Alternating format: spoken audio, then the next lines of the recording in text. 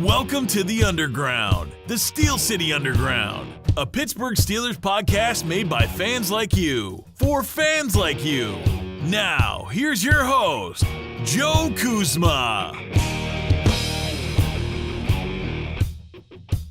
Hello, everyone, and welcome to another edition of the Steel City Underground podcast. I'm your host, Joe Kuzma, and I'm no longer flying solo today because we all saw what happened when Maverick lost Goose. So I'd like to welcome my co-pilot back to the show, Mr. Brian E. Roach. How you doing, Brian? Give a shout-out to everyone. I'm doing good, Joe. How you doing? And shout out to everybody. Hey, all right. You know what? We're going to have a little bit of fun today, aren't we? Because you know what? As much as I mean, we put out a draft book, but it's mostly it's all Steelers geared. I am singularly focused. I mean, we're interviewing some players that could end up with other teams, so we know a little bit about them and their background. But overall, we're going to try the daunting task of picking for all 32 teams today. We're going to alternate picks, Brian and myself, and choose for everyone. And no trades. We're just going to stay strict to this board, right, Brian? Correct. Stick to the board, and we have to be realistic. We can't screw anybody up just for the heck of doing so. Oh, come on. Okay. I'm gonna stick with that. That sounds good to me. As much as I keep thinking, well, you get the Browns first, and they like to screw up everything. But yes, Brian won the virtual coin toss, so that means he gets to pick the odd numbers, and I have the even numbers, which includes the Steelers pick all the way down at number 30. But why don't we kick it off, Brian? You got the Cleveland Browns here, number 1 overall. Who are they taking? Well, they could go a couple ways here. They desperately need a cornerback, but they also need an outside linebacker. They need help on the offensive line. And so there's really plenty of opportunity for the Browns to mess this up. But I don't think they will. I think they'll go with Myles Garrett. The consensus number 1, that's who I'm picking. Really, he's the only guy in the entire draft that everybody really agrees is the number 1 pick. Yeah, I tend to agree with you there. I don't know why they just aren't announcing it. Like, maybe it would, some other teams might figure out what they want to do, and there's some ripple effect. And I was talking about this maybe a little while ago. I missed the days of, what was it? We knew that Andrew Luck was going number 1. That one year we knew like the first 3 picks because everybody had pretty much settled and agreed on it. I think it was like Andrew Luck and RG3. There was no mystery. Last year they were still mystery over Jared Goff and Carson Wentz, even though there really wasn't. I think everyone knew that the Rams were going to go with the local guy versus the guy from like North Dakota. So that kind of made a little bit of sense there. But yeah, I don't think there's any way they go away from Myles Garrett. I think that's the consensus. It's a consensus between me and you. I think it gets muddy all the way through here. I get the San Francisco 49ers with pick number 2, and they need 11 players on both sides of the ball. So they're in a pretty bad shape, and I don't know. Everyone seems to think that a quarterback is a big need, and I don't know. Even with Kyle Shanahan there, I think he could deal with whatever he ends up getting. I think number 2 overall. I think the way that the 49ers defenses were really those were really the structure. I mean, of course, back in the day you had Joe Montana and you had the Bill Walsh, basically quarterback school.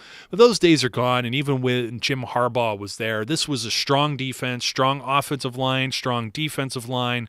So why don't we go with, basically if you didn't take Garrett, the 49ers would have to. I don't think he slides out of the first 2 spots. I think I'll go with the second best guy here in Solomon Thomas for the San Francisco 49ers, defensive end from Stanford. Seems like a solid pick to start getting that team turned around. They got some guys that they got to get after the quarterback here. They got to get after Russell Wilson. They got to get after they can. Carson Palmer's brittle, so if they get after him, maybe they could just leapfrog the Cardinals, and of course the Rams are still a mess too. That's who I'm going with. Can't argue with that pick. Solomon Thomas, kind of a tweener, but definitely an outside linebacker, a nice rush guy. As you said, there's so many needs on that team. This definitely fills one of them. So there's really no way to second guess it that much. They have so much need that as long as they get a quality guy, they're in good shape, and that's a quality guy. So you have the number 3 pick, and this is really where it's going to get interesting. Let's see where you're going. What do you think the Bears need? Well, the Bears need secondary help more than they need anything else. That concludes both safety and corner positions. And realistically, I'm kind of torn. I could go safety, and then I've got a choice of Malik Hooker or Jamal Adams. I could go corner, and then I've got a choice of Marshawn Lattimore.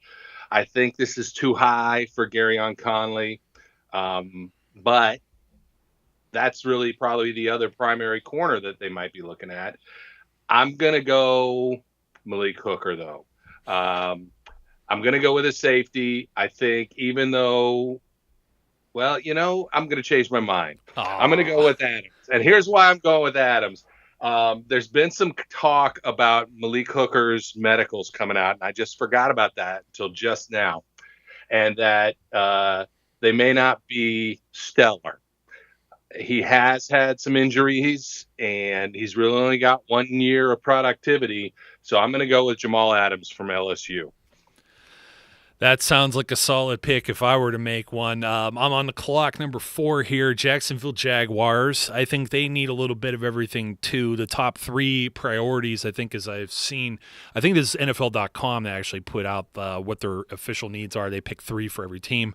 They're saying tight end, and I don't know. I'm not sold on them going tight end, personally. Defensive tackle, offensive line. I mean, you can't go wrong either way there. But you know what? I don't know, man. I'm thinking in my gut that they're not sold on Blake Bortles being their quarterback of the future. I think this is the pick that's going to shock everyone if they were to take a quarterback with number 4, but I can't see them continue to take a look the same way at this division. I mean, Marcus Mariota's there with Tennessee now. You still have Andrew Luck.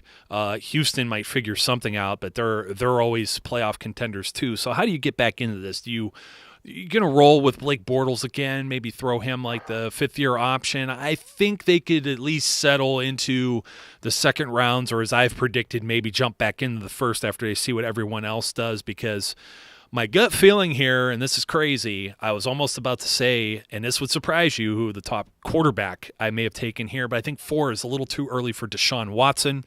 So I'm going to go Jonathan Allen from Alabama, the defensive tackle.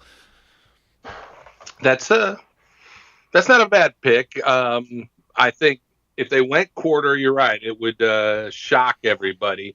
But it would definitely spell the doom for Blake Bortles, and it would be unlikely they'd exercise the option at that point. That puts me on the board with the Titans, and they have multiple picks in the first round. This first one at 5, again, they're in the market for a corner, wide receiver help, inside linebacker help. The question here is it Reuben Foster or is it Marshawn Lattimore? Foster, we had some speculation that because he had diluted his sample for the drug testing at the combine, that there's some question. The NFL counts that as a failed test. He, of course, blames that on drinking a lot of water. So, the question is, does that impact him? Is that going to cause him to fall at all? I think it might cause him to fall past Tennessee. I don't think it's going to cause him to fall that far. So I'm going to go with Marshawn Lattimore, the cornerback for Ohio State, as the 5th pick for the Tennessee Titans. That's a really good one. And, man, I got to end up with the Jets here, they definitely need help everywhere too. They need a quarterback. They need secondary. You just took the guy that I was probably looking to take. Jets are also saying outside linebacker. Oh, man, let me tell you. I think I'm going to end up taking a guy that's going to end up screwing your Chargers here out of the next pick at number 7, because I think Malik Hooker would be a good fit for them. They lost Eric Weddle. They lost that Jefferson kid. I mean, they're just really hurting there. Why not put the Ohio State guy with Joey Bosa? But nope. Sorry, Malik. You're going to go to the team that is just infatuated all the time with trying to get top flight secondary help. Free safety, Ohio State, going to the New York Jets here at number 6. You're on the clock now, Bri. Yeah, that doesn't bother me that much. I think the Chargers are much more in need of a bookend for Joey Bosa. They need line help. God, they've needed line help every year for the last however long Derek Rivers has been there. Not Derek Rivers. I got Derek Rivers on the mound. Phillip Rivers. And they need wide receiver help. I think, in my mind, the choice here is Mike Williams or Corey Davis. And if I want to listen to John Leonard, then the choice is Corey Davis. So I'm going to listen to him, and I'm taking Corey Davis for the Chargers. Not a bad choice. We finally get some offense going, right? Yep. You know, I wanted to make a comment too, because there were other comments with Twitter. We're always talking about quarterbacks. Everybody, quarterback. Oh, just get a guy in the mid, right? We know the argument. Yes, I brought it back up here. We're talking about the Steelers, but somebody's like, oh, Big Ben's been beat up and blah, blah, blah. Not as much lately. When you look at the last 5 years, I took sack percentage because what ends up happening is Ben gets a couple dirty hits to him, and he didn't play 16 games last year or the year before. Just to point that out, as you're saying with Phillip Rivers, and it jogged my memory, for those last 5 years, Phillip Rivers sacked a lot more than Big Ben has. Same draft class. No one's talking about getting a quarterback, though, for Phillip Rivers. I know he plays all 16 games. So does Eli Manning. Same draft class. And what's funny is that the only year where Ben was, out of those last 5, where Ben had a higher sack percentage, meaning he got hit more than Eli or Phillip Rivers, he only beat out Eli Manning by 0.1% in that percentage. Yeah. So otherwise, it's been exponentially Phillip Rivers just getting destroyed out there. It's interesting because I'm like, does somebody want somebody like Ryan Ramczyk at this point? I don't think so. And I think the Carolina Panthers, it's almost it's a toss-up. I mean, this is Ron Rivera's MO is defense. He was a defensive guy just the same way as Mike Tomlin. Looking at offensive line help, of course, for the Panthers, defensive end or running back, I think at this point, how can you pass on Leonard Fournette? I don't think you can. That's going to be my pick here at number 8 for the Carolina Panthers. Again, you can't argue with that pick. It's really actually hard to argue with anybody picking in the top 10 unless, they're Oakland and they go DHB. It's not a slight on DHB. I love Darius Harewood Bay, but not where he got picked. That puts the Kitty Cats on the board. The Bengals. They have a lot of needs too. They completely dismantled their offensive line in the offseason. And in my mind, the smart thing for them to do would be go O-line. Nobody has them picking an offensive lineman in any mock draft that I've seen. They also have needs at inside linebacker, Malaluga. They released him, right? Yeah, so Malaluga's gone. Yeah. And I think what most people assume is probably what's going to happen here. If Reuben Foster's not gone by 9, the Bengals are going to grab him, and that's what I'm going to do for them. Reuben Foster goes to the Bengals with the 9th pick.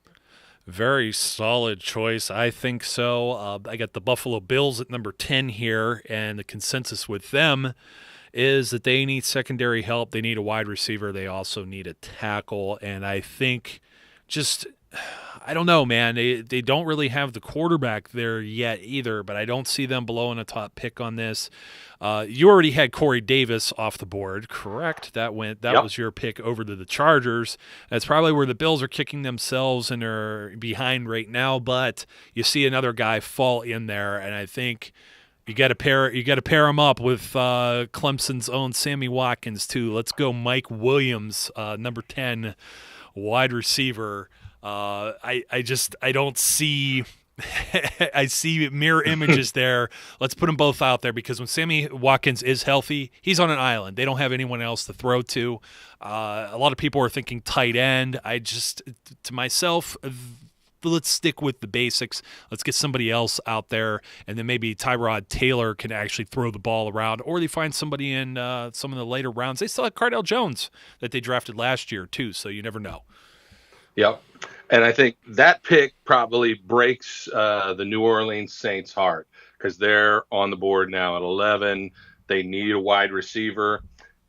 They were probably salivating, thinking maybe Mike Williams is going to drop to us, but you snatched him up. So that leaves probably some question marks for them with Reuben Foster gone. That was a need. It's too early to take Jarrad Davis. They have needs at defensive back, and let's see, Jamal Adams is gone. Malik Hooker is gone. Lattimore is gone. So really, all the top DBs are gone. They could look in the direction of maybe John Ross from Washington. I doubt it. His medicals also apparently have been considered to be terrible. They could look at another linebacker, but I'm not sure that this is the right place for them to take Zack Cunningham or somebody of that level. I think what I'm going to do for the New Orleans Chargers, my God. They moved again. I clearly need a neurosonic to pep up my brain. I think we're going to go Hassan Reddick for the New Orleans Saints. That's a solid choice. I was trying to figure out too if he would fit into any type of theme for Buffalo, but I have no idea what the Bills are going to do. And as such, nobody knows what the Browns are going to do with the next pick, number 12. Everyone seems to think quarterback. I don't know, man. I mean, I think their wide receiver core is okay, and I really don't like taking a quarterback just yet, but my gut feeling tells me from all of the birds that were swirling around this, I'm looking at a tight end on this board that I like too, but something tells me they still have Gary Barnidge, who just popped up out of nowhere, and they can get by just fine. They might want to look into somebody that might throw them the ball. Their love affair is too much for Jimmy Haslam. He's got to have Mitch Trubisky from North Carolina because, hey, why not get the guy that's only played like 13 games in college to be your franchise quarterback? So there you go. I mean, it worked out for Cam Newton. We don't know, but I'm saying your first quarterback's got to go off the board here to Cleveland at number 12, and that is the man from North Carolina, Mitchell Trubisky. I think that's a very reasonable thing. It won't surprise me if they go Dalvin Cook or running back or some other position and hope that one of these guys falls to them in the second round or that they can move up. But that puts Arizona on the board. And as you said, Carson Palmer getting a little aged, definitely fragile. And a lot of people have been linking Arizona to taking a quarterback at this point, despite the fact that their needs are inside linebacker and defensive back, probably more so than a guy who may not contribute this year. But top two inside linebackers are gone. Reddick's gone. Foster's gone. It's way too early to take any of the other guys. And the top DBs are gone. So let's start the run on quarterbacks, and Patrick Mahomes goes to the Arizona Cardinals. Yeah, I kind of had that one pegged there too, so it's just interesting to see. I'm thinking, what if the Browns went a different direction? Would Mahomes be the guy for the Cardinals? Seems to be the way it's linked. Everyone has that one pegged. The Eagles, on the other hand, all over the place here. We're looking at cornerback, running back, or defensive end. Oh, man, this is a tough one, man. I I'm going to tell you what. See, there's still Marlon Humphrey. There's still Tre'Davious White. You still got Dalvin Cook. You still got Christian McCaffrey. Myself, and some people, I've seen in mocks, I'm sure you have too, some people had actually put Cook ahead of Fournette. Yep. Maybe. I think that's where the Eagles got to go because, Darren Sproles, he's not a spring chicken anymore. And Ryan Matthews, was he ever – he's just always been a fragile guy. It's just such an unstable situation there. Let's get somebody that Carson Wentz could hand the ball off to, just like Dak Prescott did with the Dallas Cowboys, and help take some of that pressure off of them. I'm going to go Dalvin Cook. Florida State, right? Yes, Florida State. Yep, so Florida State. I wanted to say Florida for a second. That was not right. That's also a solid pick. I think it makes sense. You remember what's his face? Shady McCoy was in Philly. They know how to use a running back. They haven't had anybody as dynamic as him since then. So that's a good fit. I think the Colts now on the board are going to be the first team that is truly smart with their franchise quarterback. They've got Andrew Luck sitting there. He's been beaten up the last 2 years because their offensive line stinks. And it's time they do something about it. And I think they need a little nasty on that line. So they're going to go to Utah and take Garrett Boyles. Oh, I like it. And, there's some Giants fans sitting back here in the 20s just chewing at their fingernails, and they're not going to be happy with the Baltimore Ravens, and Ozzie Newsome's thinking the same thing. They lost Ricky Wagner. They don't have Jeremy Zutaw anymore. Their line is still in shambles. I know a lot of people were looking at wide receiver for them, but Mike Williams off the board, Corey Davis off the board. John Ross would be such a great fit for them because they just like Flacco likes to just heave the ball down the field at fast guys. Yep. But I'm going to throw a curveball here too. They're going to go with a tackle. I'm going to go Ryan Ramczyk from Wisconsin. I just think that they need some help on that line. They need to keep Flacco from getting totally annihilated and give him some time. Plus, you still don't know how Brashard Perryman's going to he might pan out still. I just don't know where the other wide receiver fits in if you still have Mike Wallace out there on the field too. So this is going to be an offensive line pick. I think the one thing the Ravens need to avoid is just continuing to put all of their eggs in that wide receiver basket and watch them break one after one. They can't afford the risk. Offensive lineman goes good or bad here. This is probably a little bit safer, at least on their end. Let's get the second best lineman that's available on the board right now. Yeah, I think that's not a bad pick, and I think that it probably is giving some hope to a couple teams down the draft board a little bit, because you could conceivably have seen them taking Garyon Conley to fill their corner need, and I'm glad they didn't, to be frank. Yes. So that puts the Redskins. Washington is on the board. They need an inside linebacker. They need a safety. They need a running back. Basically, all those positions the top guys are all gone. Inside linebacker, you got Foster off the board. You got Reddick off the board. I still think this is too high to take Gerard Davis. As far as safeties, Malik Hooker's gone. Jamal Adams is gone. Are they going to take somebody like Budda Baker here or Obi here? I don't think so. I think it's too high. And then you've got running backs. Well, you just took Dalvin Cook, probably making them more upset than anybody else. You've got one guy left, though. And I'm not sure. I'm not sure if this is a guy that fits Washington or the way they play, but I don't think they're going to be able to pass on him if everybody else is gone. So off the board comes Christian McCaffrey. Ooh, sneaky. You know what, man? I was just salivating, looking a couple picks down there, John Elway probably not happy, but but that makes the Titans pick all the more easier. Titans have yet another selection here in the first round. They need a corner, they need a wide receiver, they need an inside linebacker. All of the top backers are gone. Why not go out? Let's go get the fastest guy in the NFL draft, John Ross. Definitely slide him right in there.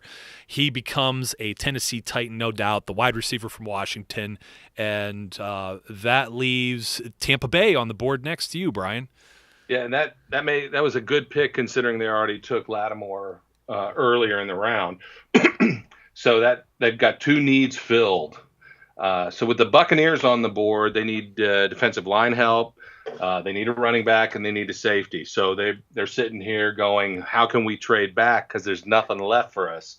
But there's other ways they can go. They're not going to draft a quarterback. That's out of the question. The running backs that are left, Alvin Kamara, maybe the guy from Oklahoma whose name I can't pronounce, Perrine. But there's an outside chance they could throw a real monkey wrench and decide to go Mixon. I don't think they will, but they could. They could because of all the running backs left. He's probably the best. They don't really need wide receiver help. They've got a good core down there. They don't need an offensive lineman. So if we look at the defense, interior defensive linemen that are still available, there is a guy who is potentially boom or bust. He could be great if he really wants to play. The knock on him has been that he can be lazy and maybe at some point down the road when he gets paid, he's just going to be like, all right, pull Lamar Woodley on him. But I'm going to give it to him. And they're going to take from Michigan State, Malik McDowell.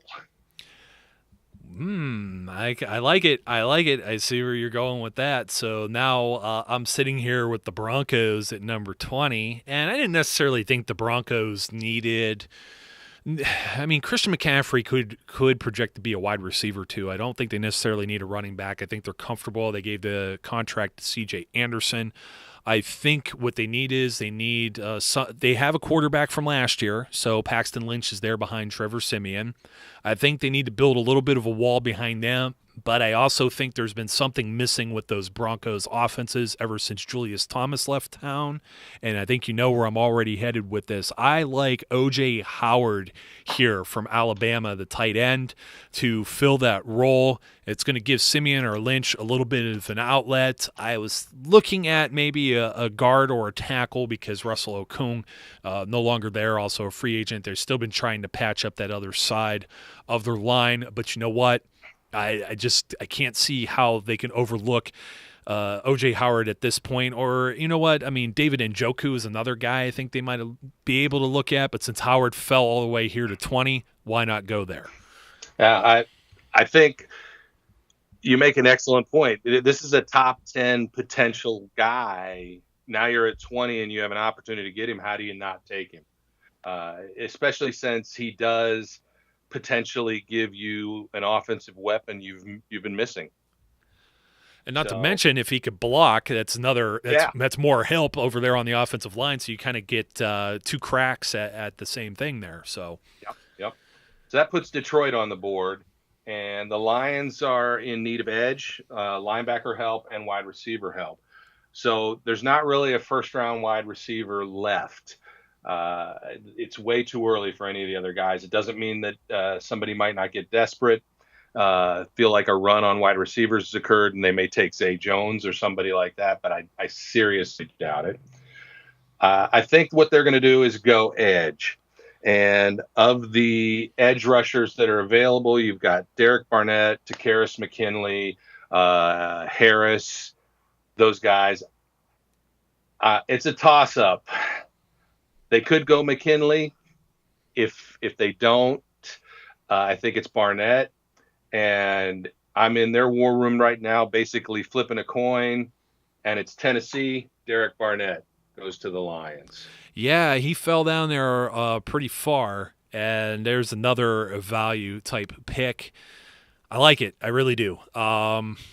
I think where we're headed next is the Miami Dolphins, pick number 22. We saw their offensive line was miserable at times. They have Jay Ajayi. They're still trying to squeeze something out of Ryan Tannehill. So I think that's where they're going to be headed when it comes to their help. They got Lawrence Timmons. They could probably still use a linebacker. Everybody could use secondary help, I think. It was like all of these picks going all the way down. You look at they need help there. So with the linebackers out of the way and some of the corners, I mean, Gary and Conley's still there, but the top guard, no guards, a couple tackles so far off the board, but Forrest Lamp, Western Kentucky, considered the best guard by many. I think that's where the Miami Dolphins go with pick 22. This way they don't get burned on maybe taking the 4th or 5th best secondary or linebacker prospect, and we know how that's turned out with some of the guys they've taken in the past. So they're going to try and shore up their pass blocking and their run blocking with Forrest Lamp playing guard. You can't argue with it. Can't argue with it at all. It's a need, and they've had their quarterbacks get beat up. They need to keep them upright and safe. Who knows what kind of a season Tannehill will have if he's in stand-up position all the time instead of looking up at the sky. So the Giants are on the board, and they have needed tackle, offensive tackle, linebacker, or suspiciously quarterback help. I guess not. It didn't change anything signing Geno Smith, right? Sure. He still plays in the only thing that changes for Geno is the locker room. I mean, it's the same stadium. He doesn't have to move his residence, anything. He just changes jerseys and goes down the hall. He gets a different set of keys. So yeah, I think at this point in this draft, there is the potential that the Giants might do something a little crazy. But what I think they will do is, if they don't decide to go corner or quarterback, because I just don't see, I'm trying to look at who the tackles are that are left. Right now, it's really the guy from Troy. Antonio Garcia is the next best tackle on the board. I don't think they're going to do that here. So we didn't have Cam Robinson go yet, did we? No. You know what? We didn't have Cam Robinson. Cam Robinson's still hanging out there. Well, a lot of people are projecting him to be a guard. Okay. In the NFL as opposed to a tackle. But if they think, if the Giants think he can be a tackle, he could be a choice for him here.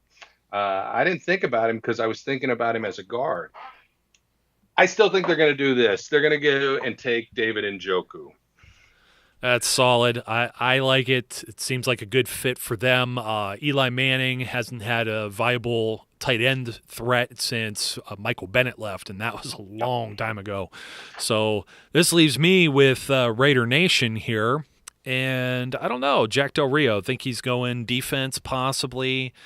I've heard a few different ways that this can fall, and just looking at their needs, it says linebacker, defensive tackle, cornerback, all defense. Who do you got? Defensive-minded guy.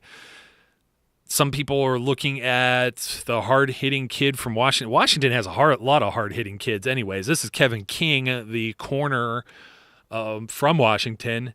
And then there's Gerard Davis, an inside linebacker. And it might be a nice guy to maybe pair up there with Khalil Mack. You know what? That's where I'm going. I like him, the inside linebacker from Florida, Gerard Davis, now a Las Vegas Raider, soon to be Las Vegas Raider. Nice. I really like that guy. It's a quality pick. He's got great football IQ, tremendous leadership skills, really good guy. So that's a good pick. I hate the fact that he's going to be in Oakland or Las Vegas and wear that black and silver, but it's a good pick for them. That puts who are we on? Houston, the Texans, the perennial quarterback seekers, along with the Jets and everybody else. And I think the head coach did come out recently and said, we're going to go to camp with 3 quarterbacks, the 2 we have and another one. So with that being said, I think it's time for Deshaun Watson to disappear from the board. Man, I like it. I'm looking at the guys that are still available. It's not Deshaun Kaiser, so maybe a little sad face from one of our friends. But that means he's still available at pick 30 maybe. Maybe he slides down here. Yeah, okay. So I got the Seahawks here, and they need that offensive line help that the New York Giants were unwilling to take. Cam Robinson is going to Seattle. No question, no doubt. Offensive tackle, offensive guard, whatever you want. He could play anywhere along the line. Put him in there, the big guy from Alabama. Not a bad choice. Not a bad choice at all. That puts Kansas City on the board, and they could go quarterback. Alex Smith is there. They need help on the defensive line. They need help in their linebacking core. Their corner, they're pretty good everywhere else. They could use an edge guy. Who is left on this board? Well, Takaris is still there, but I don't think that KC is looking at that kind of a guy. It's potentially a landing zone for Zack Cunningham, the linebacker from Vanderbilt. Their middle linebacker group is, I think, at least not, if not aging, some of them might have retired. I can't remember. I think that's where I'm going to go. Zack Cunningham from Vanderbilt. It's funny. We're on the same page because that's exactly who I thought you might take in that position. And now I am stuck with the Dallas Cowboys, who can use all sorts of anything here. They definitely need corner help after losing a few of their guys. They lost, what was his name? Gilmore. Stephon Gilmore, right? He went to the Patriots. Who's our other guy? I'm trying to think. It was a first-round pick, and I just drew a complete blank, and I can't think of his name now. But they could use a corner. It's so tough, though. I don't know. They're looking – this is what I'm thinking about the Cowboys. See, they could use defensive end help, too. There's some people that are definitely projecting them to take Charles Harris. And just for the sake that I don't want to see Charles Harris anywhere near pick 30 where the Steelers could end up with them, that's not – I don't know. I just don't feel as good. I don't feel good about Lawson or Harris. I've said this many times. So let's give them to America's team over there. That's where they're going. Defensive end, Missouri, Charles Harris. They've been linked to Karras a lot too, but the question will be whether they think his shoulder is capable of holding up and whether they can wait on him. I think Harris is certainly a viable option, and over the last week, really, his stocks been rising again. People have been talking about him as being a first round guy again. He had crept back, so I think that's a reasonable pick. That puts the Packers on the board. And if it comes down this way, the Packers are going to be breaking my heart. But I think this is what's going to happen. The way that this is playing out, Garyon Conley from Ohio State is still on the board. Nobody's taken him, and now he's gone. There's no way the Packers aren't going to run that up and take Garyon Conley if he's still there at 29. No, and I totally agree, and I know that breaks your heart as a Buckeyes fan, and I'm on the clock now. Number 30, the one we've been waiting for, Pittsburgh Steelers. All the names linked to them are here. Jabril Peppers, Obi Melinafu, you have Marlon Humphrey. You have a giant slate of corners that could also work. Tre'Davious White, Chidobe Awuzie, Adoree Jackson, who's still on the board somehow too. But you know what? I'm going to go somewhere different because there's a lot. I know edge is a need. I think corners also a need. There's versatility that Mike Tomlin likes. And you still have, let me see, I forgot, Budda Baker's still there. You still have TJ Watt. You still have Takk McKinley. You still have Tim Williams. Derek Rivers is still there. You know what that means? There's only 2 more picks behind us in the first round, and we're going in the second. And some of these guys might be there in the second round. One that I think they have to go for versatility is a young man who has played both safety and corner, just like Sean Davis has in college. Washington, the hard hitter that I said Del Rio might look like, I'm going with Kevin King from Washington. What do you think about that one there? That's I would surprise myself, but you know what? I like it. I can't complain about it. I've mocked Kevin King at various times to the Steelers in some of my simulations. If Garyon Conley was there, I would have said, no, stop that, undo what you just did and get Garyon Conley, but he's gone. I really like Takaris McKinley. I like the guy a lot, and there's no way he's there in the second round. I think Derek Rivers might be, who is, I've been singing Take Me to the Rivers this whole draft season. So I think if he's there in the second, that's the guy you go with. I would have loved to double dip and take Takaris McKinley and then take Derek Rivers, but I can't complain about Kevin King. I think he's a potential guy who can have impact in the slot right away, and provide them some depth, and maybe, depending on how he works out, either be a corner or, be a safety. So I can't argue with that pick. Yeah, I was just going with the versatility. I'm just trying to be different, dude. That's all good. So that puts the Falcons on the board. The Falcons also are in need of offensive line help. They need guard. It's a potential thing they could do there. They need defensive end, and they need interior defensive linemen. There's a guy from Michigan who is still on the board that a lot of people had going a lot higher, and everybody likes Taco Tuesday. So the Falcons are going Taco Charlton right now. That's very nice. And, I'm still thinking whether or not I would regret the Kevin King thing. I think a lot of people are still thinking Jabril Peppers. I saw Ed Bouchette put in a Pittsburgh Post-Gazette comparing him to Troy Polamalu. But I don't want... There is only one Troy. Exactly. And Marlon Humphrey's still there, too. And when you get down to 30, I mean, none of those would be bad picks, honestly. Yeah. And I like this young man, and I'm going to give him to the New Orleans Saints. It's going to be Adoree Jackson. He's been sitting there in the green room waiting. He's one of the 20 or 22 guys invited. He's been waiting a long time. Several teams passed on him. I think it's a need. I think it's a fit, and the Saints have to go defense again and get all of that shored up. So, Brian, this has been a lot of fun. We probably made a lot of people angry and made a lot of stupid picks, but you never know. I'm not claiming to be any type of genius. This was definitely just an exercise in fun and fantasy rather than rooted in reality like we'll have starting on Thursday. So, we shall see, my friend. Always a pleasure. Yes, always. And until next time, folks, we hope you had fun with this too. Be safe, be good, and I'll catch you later. We would like to thank you for listening and remind our listeners to follow us on social media and our website, www.steelcityunderground.com.